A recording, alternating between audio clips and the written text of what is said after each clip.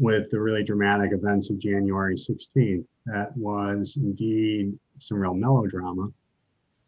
But in terms of institutions in the United States, the political, legal, economic institutions in the United States, my view is still the same. I think that institutions in this country held fast. The center did hold.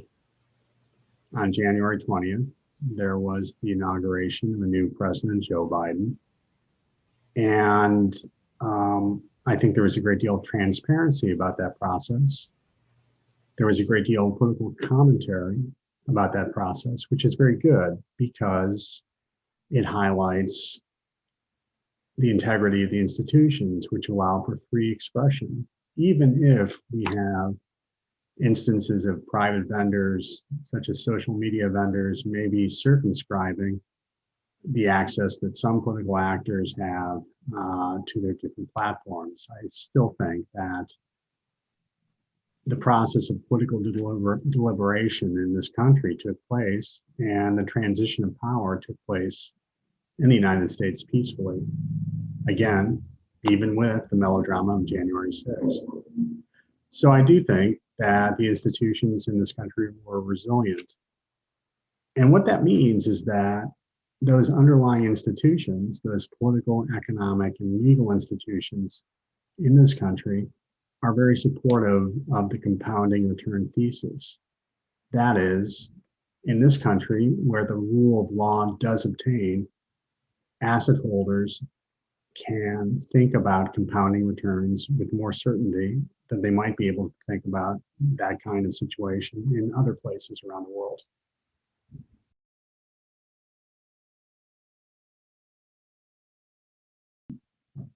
When we think about counterfactual, we think about what it would be otherwise, so to speak.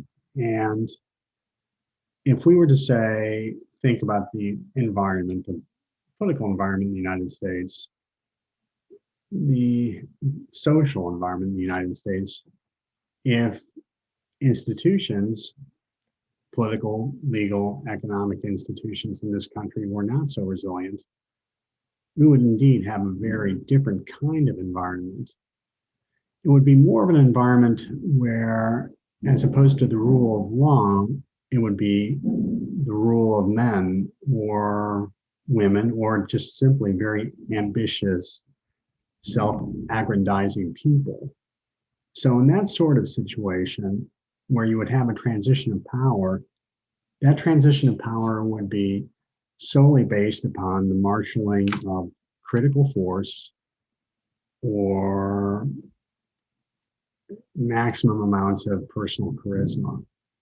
So there you might have an armed transition of power. Or in the failure of a transition of power, there would be anarchy. And why would there be anarchy? There would be anarchy because indeed, in the absence of legal, political, and economic institutions which have resilience, there would be no popular buy-in to them. And again, I'd like to say, and I'd like to answer, I guess, the implicit question, what do we mean by institutions? By institutions, we mean the laws, that is, the agreements that we all as members of society have in terms of how we comport ourselves in society, what our rights are, what our obligations are.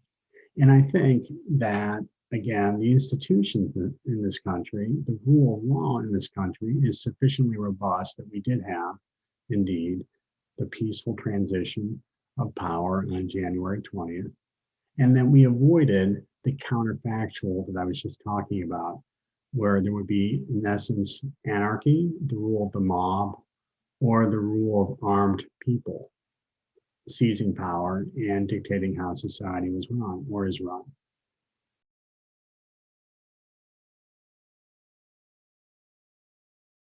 And I would say that the quo vadis, or where are we going, can be summed up by a term.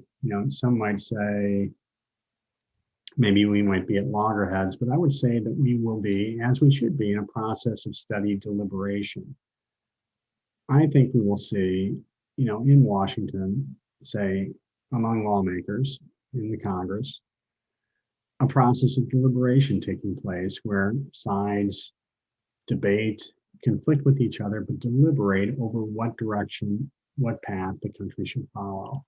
And that is as it should be. There should be deliberation. After all, the United States has been structured as a deliberative representative democracy. So, in terms of where we are right now, are there any sorts of political episodes or historical episodes that we can point to which have a similar sort of magnitude of melodrama? And I would say that it doesn't really take such an advanced perusal of the American historical record to look back at other periods of melodrama and of indeed actual drama. If we look back to say 1968, that was a crucial year of political assassination, of violent demonstration, of a society which was left questioning many of the mores that had obtained to date. And yet, as an American society, we survived that and we evolved, and I think we have developed. And implicitly, over that time and since that time, returns in the United States, if you're to look at the historical record of the S&P 500 or other benchmark indices, show a substantial history of compounding. If you go a little bit later to 1979, we saw the historically described period of malaise by no less than President Jimmy Carter.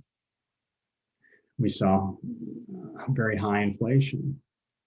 We saw a lot, maybe a loss of confidence in the American way or in the American foreign policy posture. That period of self-doubt and of indeed melodrama was overcome or weathered as well.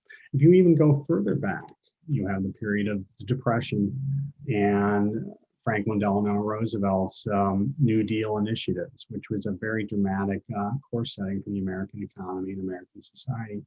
Even further back, you had the great and tempestuous partisanship of the Woodrow Wilson era, with the Republicans and Henry Cabot Lodge on one side and Woodrow Wilson and the Democrats on the other. And partisan politics was as poisonous then as it sometimes is, unfortunately, now. But throughout that history, throughout that 100 years, the basic stability of institutions was set because there was popular buy-in in the legitimacy of those institutions. People believed in the validity of representative, liberal, democratic government in this country. And with that buy-in and the observance of those institutions, we had the phenomenon of compounding returns, where people could invest in an environment with certainty about the rule of law and allow for the time value, so to speak, of money to obtain.